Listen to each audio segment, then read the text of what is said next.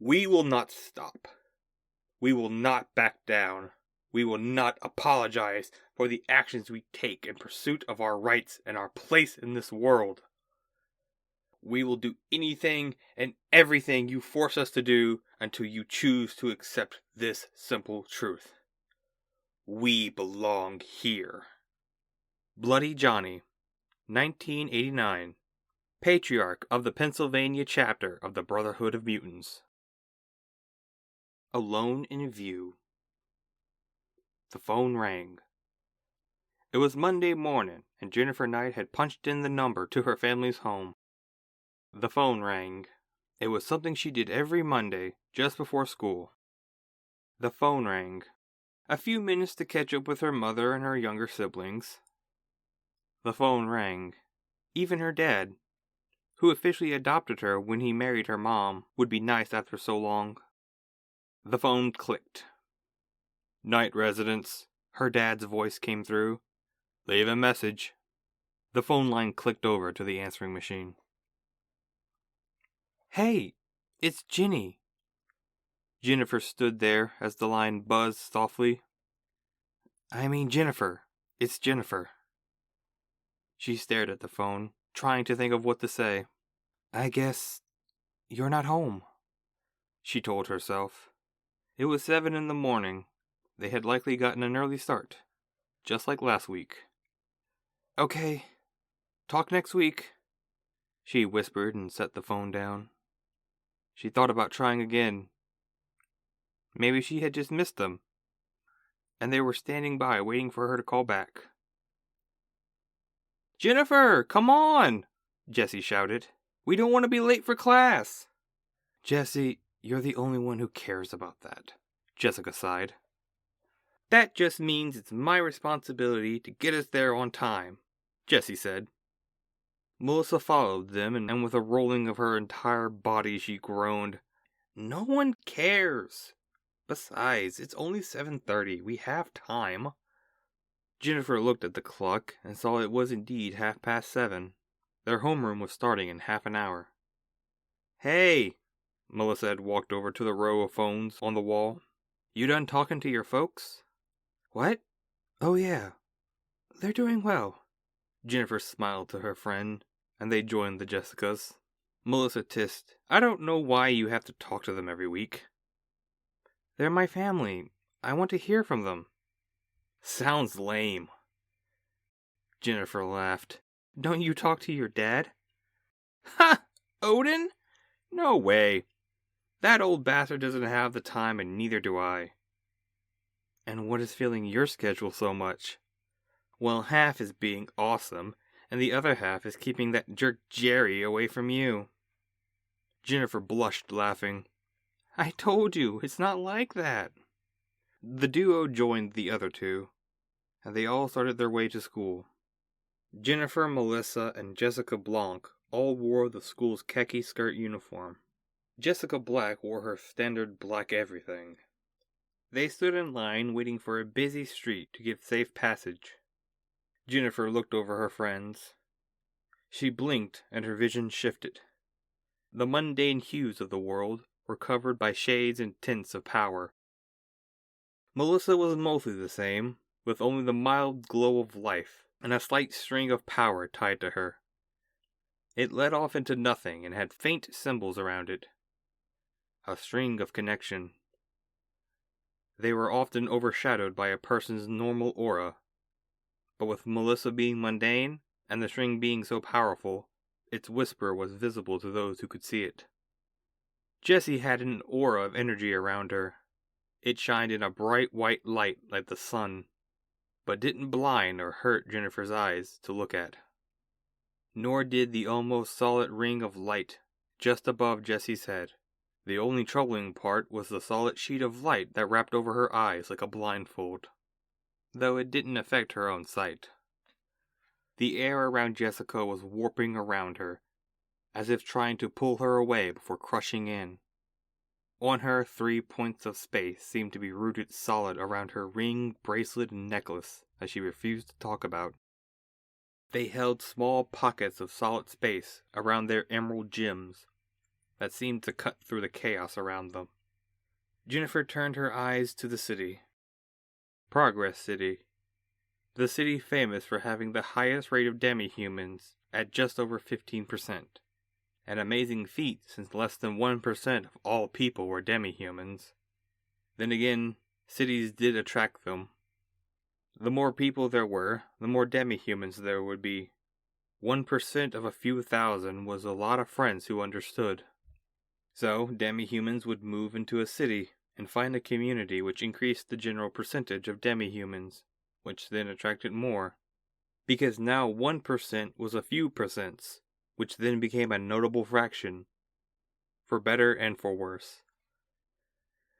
Jennifer saw throughout the dozens of mundane commuters flowing through the worn city paths were pops of power, bright glows that shined out, and darkened folds that hid among the casual glowing, all from a demi-human of one kind or another. She couldn't tell the exact details, but she could guess on the general demi-type. She couldn't see anything of note, no danger or threat around, so she closed her eyes and tried to push the patches of color away, only to have them push back. This was a common issue. Her mutant powers didn't turn on and off like a switch, like so many others of her kind. That is, like so many others who shared her demi-type. She was a mutated human. She had always been a mutant, even if she had only awakened a year ago. It was the same day she had her first period.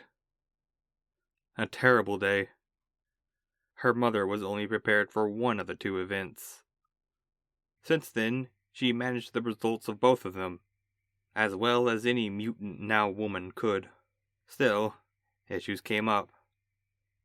Like how her eyes didn't seem to want to receive normal light, but instead to experience the full spectrum of everything, to tell her brain about all the amazing colors that were around them, hidden by the overly simple rules of the universe.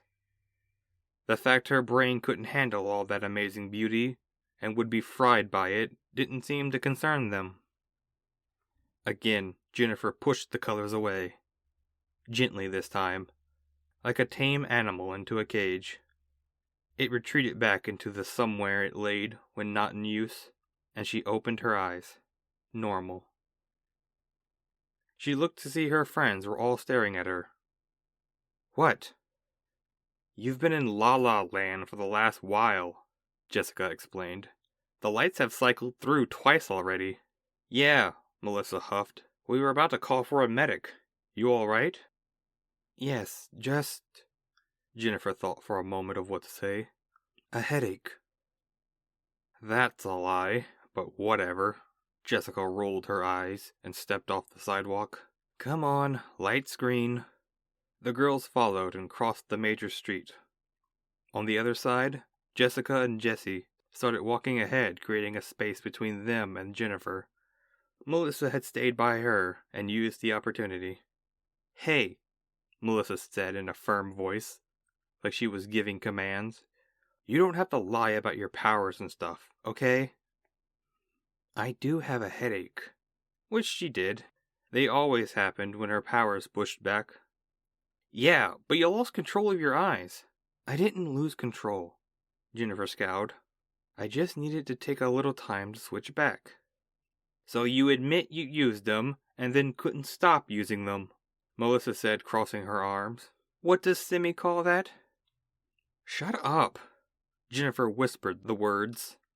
She turned her gaze to the concrete in front of them. Melissa looked at her and then came to a complete stop. She stomped a foot and straightened her back. What was that? Melissa yelled at the top of her lungs. I couldn't hear you. You were saying something about your mutant power? Melissa, stop. I'm sorry.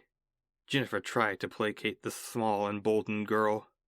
Please, just... What? I can't hear you. Speak up! Melissa yelled again. A few people were looking. What about your mutation? Melissa, please, Jennifer begged. Her eyes were starting to water. I told you I can't hear you. Whispering about losing control and stuff. Shut up! Jennifer screamed. I said shut up! I don't want to fucking talk about it, okay? Melissa shrugged and in her normal voice said, okay, if you don't want to talk about it, then fine. We won't talk about it. But don't act like it's something to be ashamed of. Melissa, Jennifer's voice was shaking. You don't? Shut the hell up, Melissa cut her off. There's nothing shameful about you. Not one damn thing, got it? Don't you even dare to even think that you should be ashamed of something about yourself, or else. This took Jennifer back for a moment, causing her to foolishly ask, or else what? Or else I'll knock some sense into you, like this! Melissa whipped her arm into a punch straight into Jennifer's hip. The pain flared through her and she cried out in pain. Reflexively, she swung her own arm.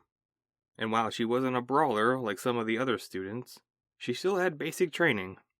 She caught Melissa right on the cheek, with her full strength, and Melissa took the hit. She didn't move from the hit and stared at Jennifer. Ready? I'm sorry, Jennifer said as the pain subsided.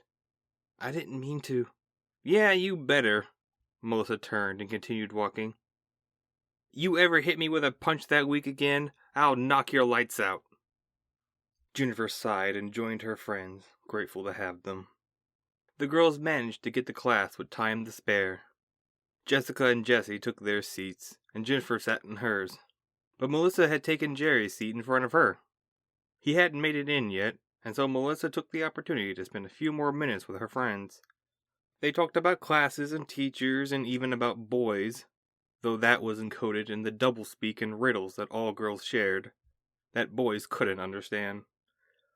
A polar opposite to the doublespeak and riddles that all boys shared, that girls equally couldn't understand.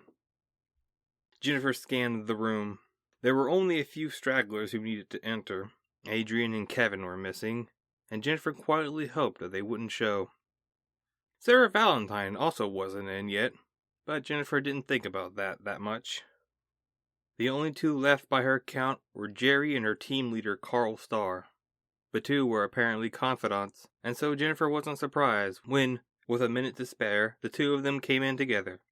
Jerry's face was calm and cool, with a hint of smugness, which was likely caused by the belief it was earned.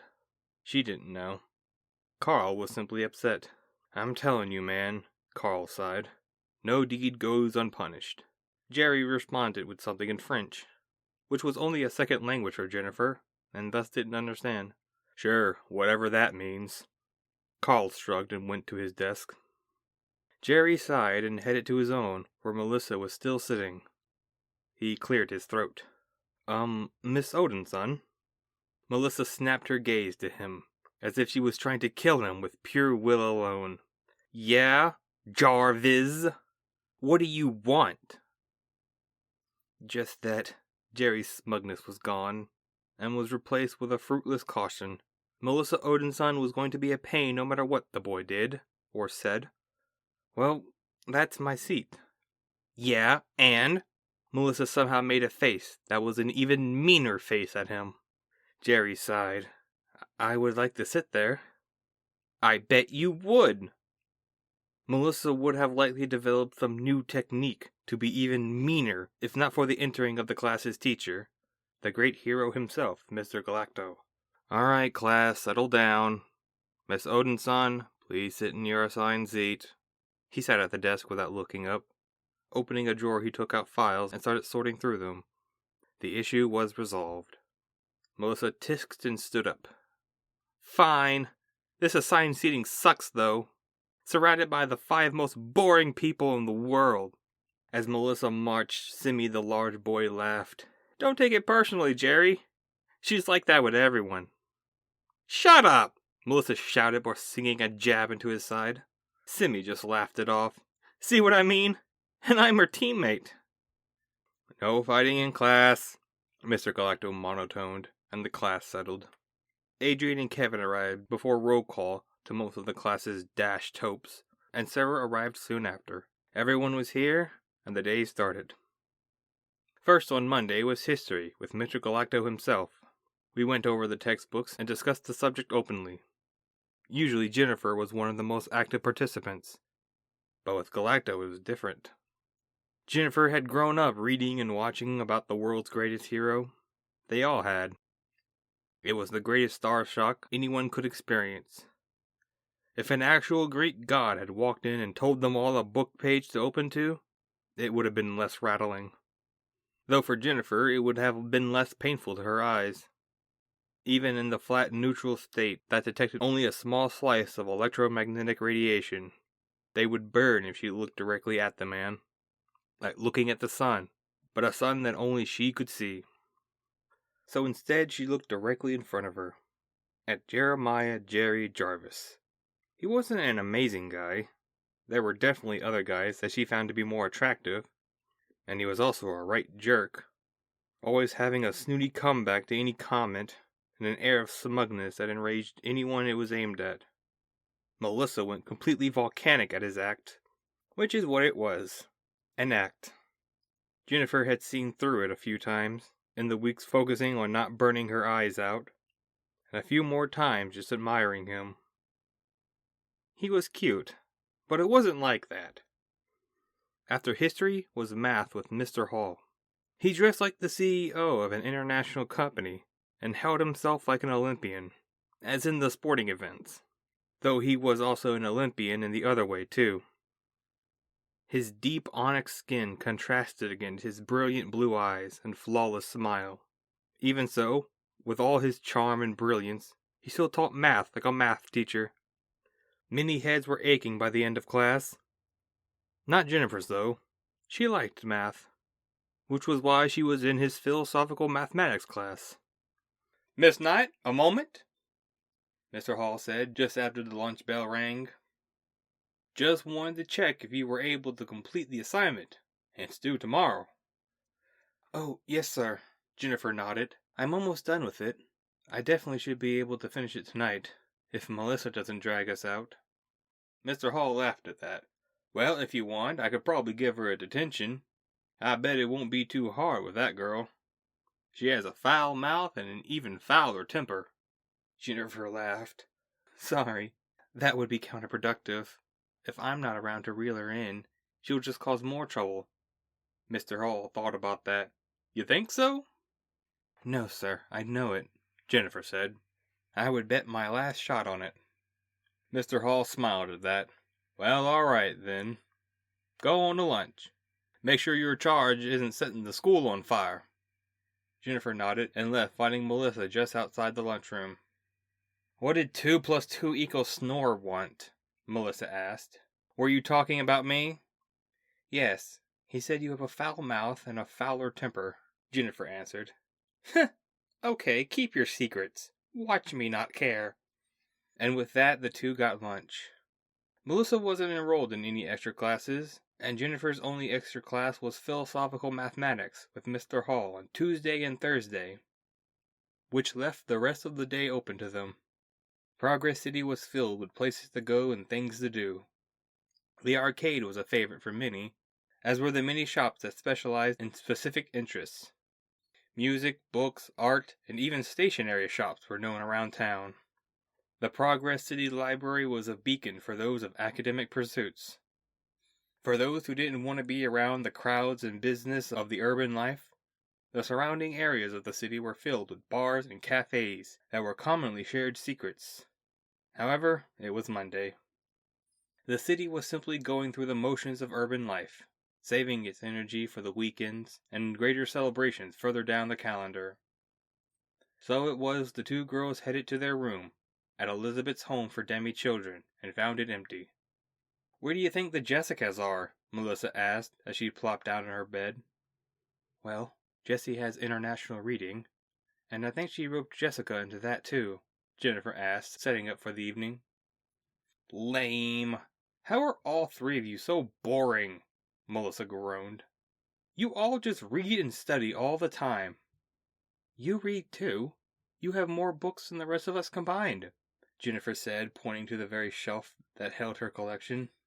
"Yeah, but those are cool books. They're about cool people doing cool stuff. Not math and whatever that tome of Jessica's is about." Melissa waved her off. "Well, I think math is cool, so I'll be reading about that, thank you very much." Jennifer smirked and opened her own text home. Boring. Let's go do something. Melissa hopped off the bed. No, I need to finish this project, Jennifer said without looking up. Come on. We can go wherever you want. How about a bookstore? Melissa offered. Melissa, I said no. We can go somewhere after I'm done. If there's an after, why not make it before? You can do it when we get back. Why not wait, and then Jessie and Jessica can join us? Don't want us to always hang out together, Jenny. Not that they're not cool, but four's a crowd. Well, we can still go after. Jennifer redoubled her effort into the book. Okay, fine. How about we just go, browse, get something new, and then come back? Melissa tried again. Melissa, if you want to go buy something, you can do that by yourself. But that's lame. Shopping by yourself is boring. Come on, Jenny. You're being so boring, Melissa said, stepping over to the desk and leaning over, blocking the book. Jennifer sighed to herself. Melissa was both an unstoppable force and an immovable object. Stubborn didn't describe Melissa, simply because it didn't have enough meaning to it.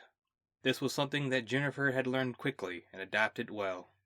While the short girl was quick to anger and quicker to violent outbursts, she wasn't stupid. She could be reasoned with fairly easily, if you knew how.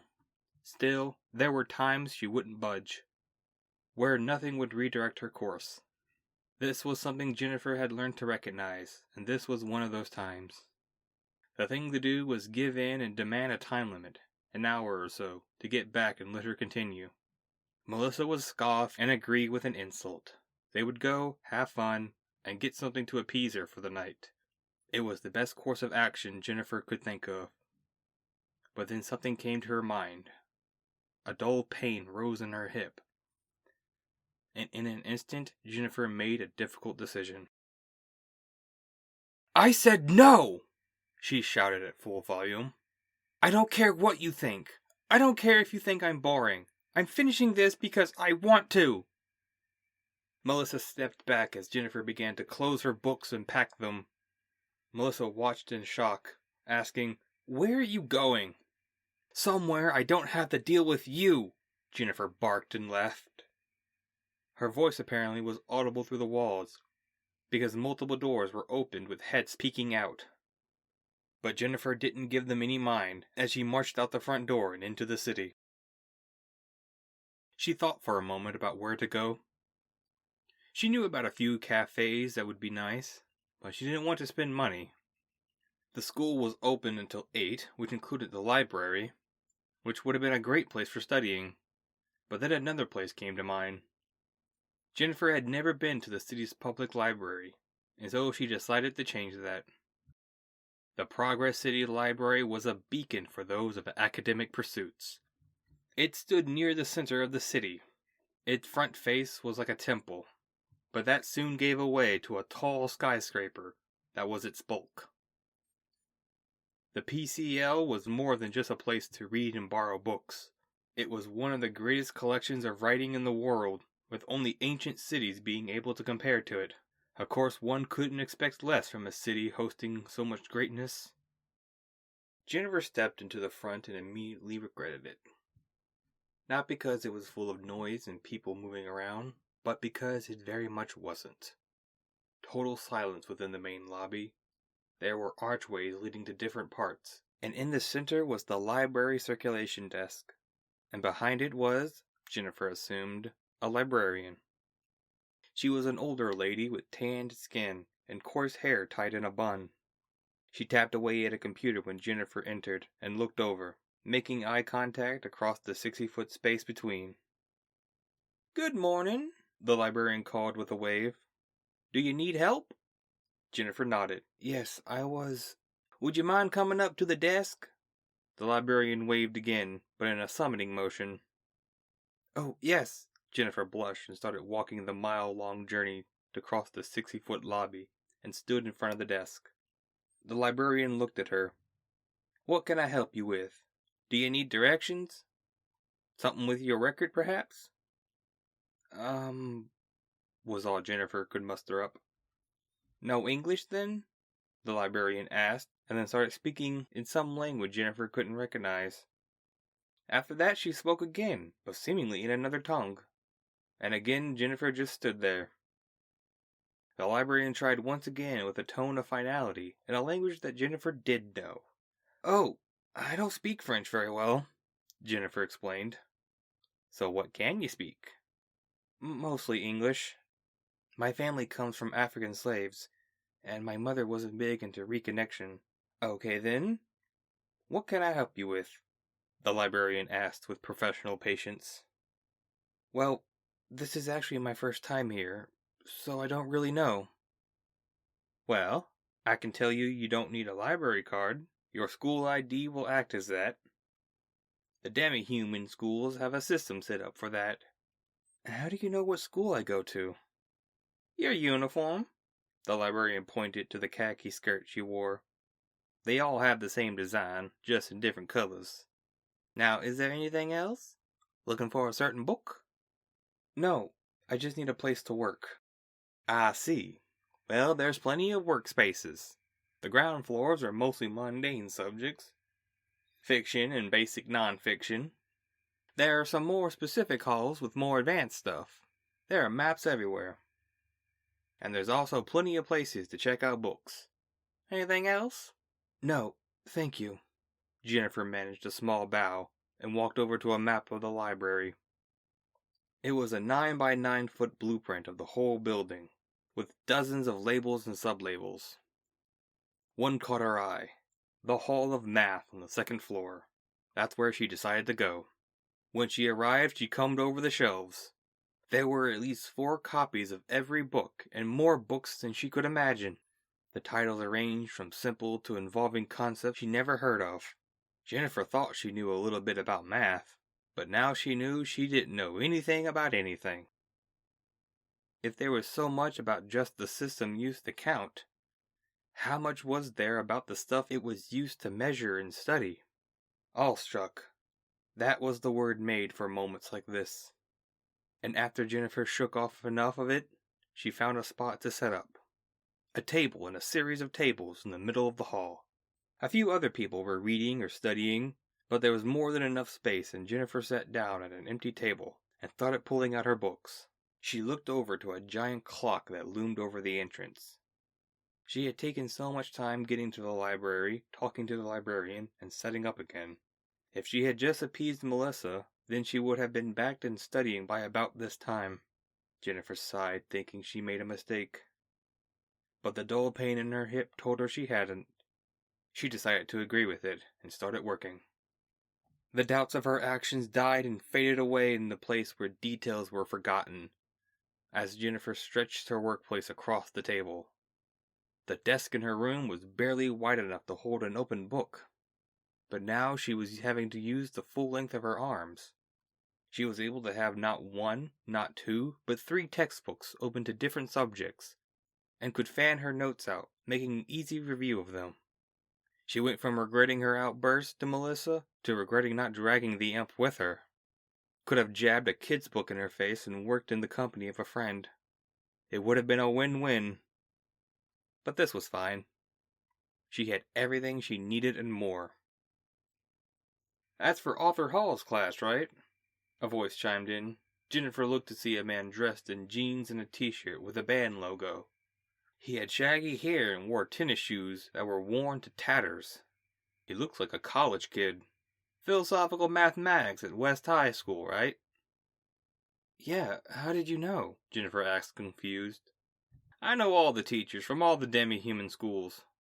I started making it a point to do so after my first decade here," he said as he strolled over to a shelf and pulled a book. "Here, use this. He'll be real impressed if you do." He offered the book and Jennifer took it. Looking over it, she saw it was a mathematics book by an Arthur Hall. Jennifer's eyes widened. "Is this?" "Nope," the man said. "That was written by Arthur Hall Sr. Your teacher is Arthur Hall Jr. A little non-secret about him. His dad was a mathematician, and that caught the eyes of a few powerful people soon after he was born. So he'll like it if you can work that in." "Oh, okay. Thank you." Jennifer nodded, and the man walked off, pushing a cart of books with him. She read the book's title, A Lot About Nothing and a Little About Pie, by Arthur Hall. She opened the front cover. On the inside sleeve was a picture of a man who looked a lot like her math teacher, except his eyes weren't bright and piercing. Skimming through, she found some points that Mr. Hall has hinted to before. It would take more time, but she could work some of them in. So she did, reading and reviewing and rewriting. Jennifer worked through the evening. She didn't check the time until the first yawn came, and found it was nearly 10 at night. Oh, damn it! Jennifer looked over her work. Nearly completed as it was, she would still be leaving near midnight. She looked around and saw that no one was concerned. The man she saw earlier was pushing a cart with even more books than before. He must have worked here from his workload. Jennifer guessed that the library must run into the late hours. So she kept working. And like she guessed, she had managed to exit the library just at the stroke of midnight. Jennifer stepped down to the street level and surveyed the area. The heart of Progress City didn't have street lamps dotting its roads. Instead, the buildings all had a strange stone for the first 10 or so feet of their foundation that somehow produced light. It was soft and uniformed, and illuminated the entire street. Even the alleyways were easy to see in, and so Jennifer didn't worry as she started making her way back to Elizabeth House. At least not until she got out of the heart of Progress City. The city had 3 layers to it. The core, where most of everything was. Past that was the inner ring, where most of everything happened. There were still skyscrapers, and some had glowing stones around them, but others were surrounded by street lamps that shined down cones of light, encircled by darkness. Jennifer took a deep breath and closed her eyes, shifting them into a form she found useful, and opened to a sight that was dull and a bit fuzzy, but revealing everything. Night vision. Now able to see everything in the dark, Jennifer continued into the inner layer. It wouldn't take long to cross the area into the outer layer, where most of everyone lived, where the skyscrapers gave way to apartment buildings and grocery stores. She only needed to make it to that point, because it was on the border between the inner and outer layers where Elizabeth House was. So Jennifer continued her march, hoping no one or thing would find her. Her hope seemed to hold until the halfway point. Jennifer saw a figure 2 blocks away. At first, Jennifer tried not to think about it. There was nothing wrong with being out so late. She was also out at this hour, so she had no room to judge. Then the figure pulled an obvious knife out, and Jennifer turned the corner, jogging down another road. She was keeping calm. Progress City was one of the safest cities in the world, on top of being the cleanest and most affordable. There was next to nothing to worry about. Another figure was standing at the very corner Jennifer was jogging to. There was nothing that seemed dangerous about the figure, and she had no reason to be suspicious of the figure who waved at her with a malicious grin before she could actually finish the thought. Jennifer turned sharply into the street and jaywalked across, looking for another path. Going back was blocked by the knife wielder, and Ford had the evil smile. Those were the only 2 sensible options, and with them cut off, Jennifer chose a third option she would have never chosen on any day or night before now. She bolted down an alleyway between 2 buildings. Even with her night vision giving perfect illumination, the crawls and corners seemed to hide a dozen threats. Jennifer could only ignore her fear as she tried to cross through, only to be stopped by another figure. She could actually make out the details about this one as it approached, revealing a teenage girl with a wicked smile. The girl opened her mouth to speak. I'm so sorry if this is your turf. I didn't mean any disrespect. I didn't know. I'm sorry. Please don't hurt me. Jennifer rattled out before the girl could say anything, and just stared at her, shaking. The hooligan girl blinked before bursting out in laughter. I didn't even say anything. And you folded. She continued to laugh with her whole body. She was of average height and average build, fair-skinned and blonde. She seemed familiar to Jennifer, but she couldn't remember from where. Eventually, the hooligan girl settled down, wiping away a tear. Oh no, girlie. This isn't about turf or anything. We're just mugging you. Yeah, give us what you got and get. Another voice rumbled from behind Jennifer. Turning, she saw 3 more girls strutting up to her. A big one with a big brow, a slender one with sharp razor teeth, and a smaller one with long fingers hunched over. It was the big one who had spoken. Lifting a knife, she punctuated, "Or else." Jennifer stepped back, putting her back to the wall, and tried to explain, "I don't have any money. I just have my schoolwork, I swear." "That's fine." The hooligan girl, who seemed to be the leader, cracked her knuckles. "We'll take everything you got." Just as the group surrounded her, a bang came from down the alley. Everyone snapped to look as 2 people walked out of a back door. One of them was a lady Jennifer didn't recognize, the other Mr. Hall. The 2 of them were laughing with arms around each other. Then Arthur Hall saw the gang and Jennifer in the alleyway. "Miss Knight, what are you doing here, and at this hour?" Mr. Hall asked with concern. Then he surveyed the scene again. "Oh, I see. Sorry, babe, but duty comes first."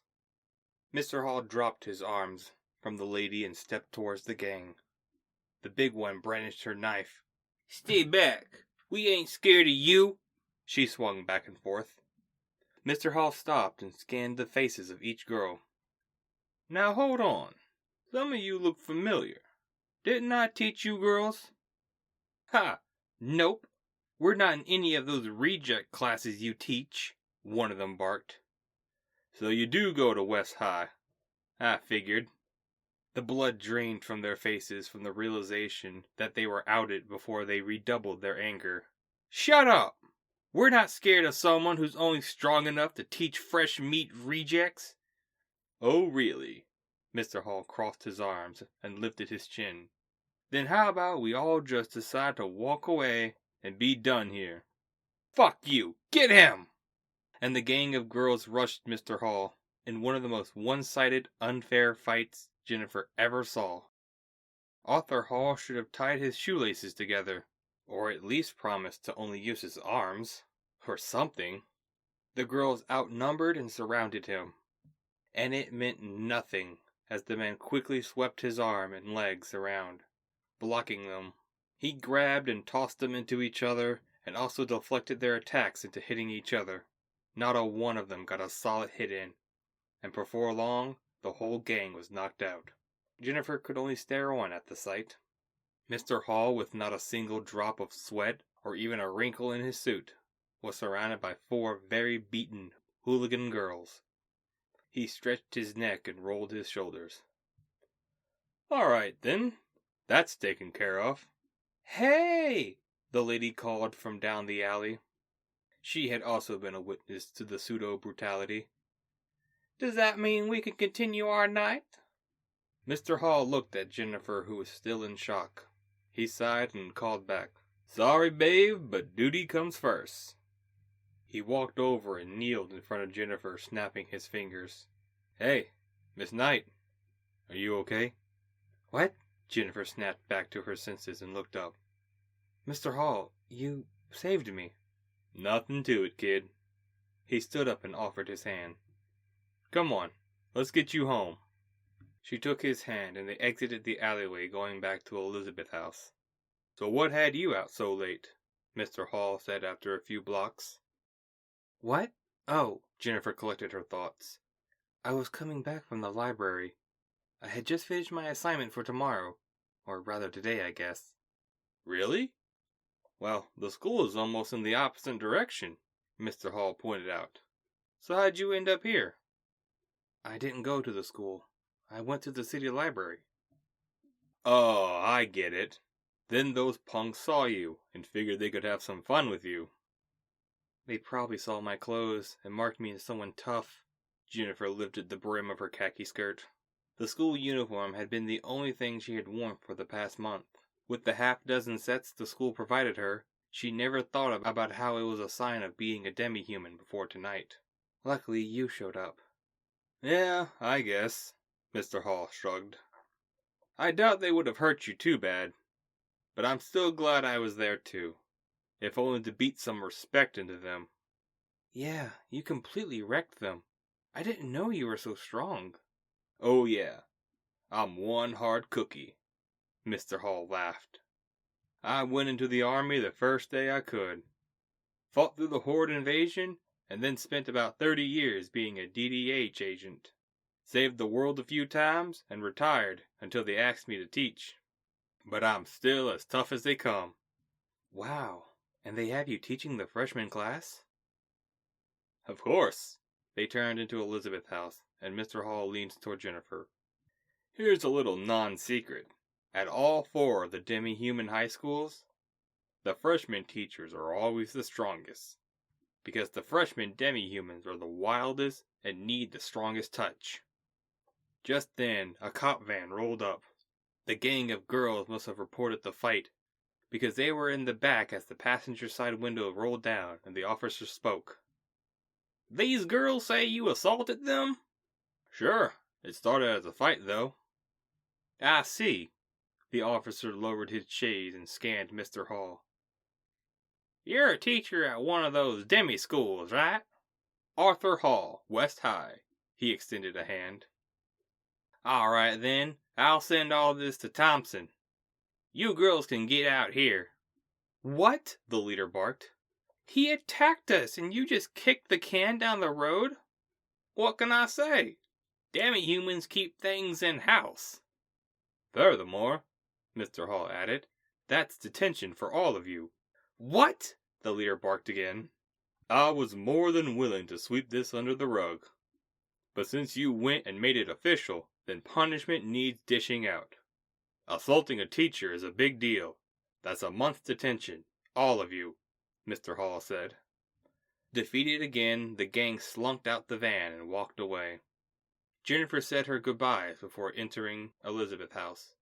When Jennifer entered her room, she found all 3 of her friends still up. Sweet mercy, Jessica cried out. Finally, Melissa's been whining non-stop. Have not, Melissa pouted. Yeah, Jessica, Jessie said. She hasn't said anything. Exactly, Jessica exclaimed. She's just been sitting there, quietly whining. So annoying. Shut up! Melissa tossed the book only for it to bounce off the rail. Jennifer picked it up and handed it back to Melissa, who took it graciously. Jennifer apologized. Sorry about me when I... Forget it, Melissa said. There's nothing to be sorry for. Though I wish you would have just decked me and been done with it. What? Jennifer asked, confused. Your yelling about got everyone asking questions, Melissa explained. I had to tell a lot of people to mind themselves. She was in a fight with about a dozen other kids when we showed up, Jessica explained. Had to jump in to keep them from killing her. Bah! As if, Melissa said. I could have taken them all. And with Jay, we would have beaten them all. But Miss Goodstar here had to go snitch on us. I said I was sorry, Jessie pleaded. Yeah, back off her. Jessica leaned over the rail. I didn't want to fight the whole damn house for your dumb ass. Whatever. Did you finish your project thing, Ginny? I did, Jennifer smiled, sitting her bag down.